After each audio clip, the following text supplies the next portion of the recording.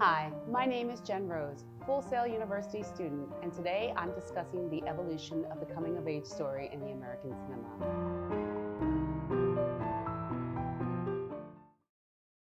The coming-of-age story can be defined as the main character, who's often an adolescent and immature, is forced to go through some life-changing event and grow up by the end of the story. We can see this as early as 1930s with movies such as Little Women and The Wizard of Oz. Death, war, tornado, all these incidents forced them to grow. The 1940s had some box office hits with this genre as well. A Tree Grows in Brooklyn, about a young girl growing up in a tenement in the 1900s, and The Bicycle Thieves, an Italian film about a young boy growing up in post-war Italy, were huge hits with families. By the early 1950s, the war was over, Americans were moving to the suburbs, and families rather watched their TVs than go to the movies. Teenager was now becoming a household word, and a new culture was growing up around them. In 1953, Marlon Brando starred in the movie The Wild One. This way. It attracted the new teenage demographic to the theater. The film's reviews were harsh, described as not for family trade, and would appeal to lawless juveniles, which indeed it did. It was the perfect date night movie. You're tearing me apart! What? You say one thing, he says another, and everybody changes back again! Now, who couldn't relate to that guy? James Dean played Jim Stark in Rebel Without a Cause and made Dean a huge star in 1955, even though he died 2 months prior to its release. Critics called Rebel excessively graphic depiction of teenagers and their weird ways. Love, violence, rebellion, themes post-war teens can relate to.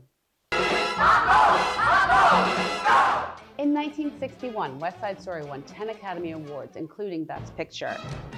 Gang fights, dance fights, romance, racism, poverty, lack of hope, catchy dance tunes, all formulaic for teens filled with angst. The 1970s had some hits as well, with American Graffiti and Grease. Both of these films are coming-of-age stories that take place in the 1950s. These films attracted audiences with memorable soundtracks and rising stars. The Hollywood Renaissance started in the 1970s, but it's not until the 80s where this genre gains momentum. Classics such as Risky Business, Footloose, The Karate Kid are movies about adolescent boys who defy their parents, break the rules, and fight to learn valuable lessons. Director John Hughes scored big box office hits with movies such as 16 Candles, Pretty in Pink, The Breakfast Club, and Ferris Bueller's Day Off. The film gave young audiences a relatable glimpse into the 80s suburban teenager life.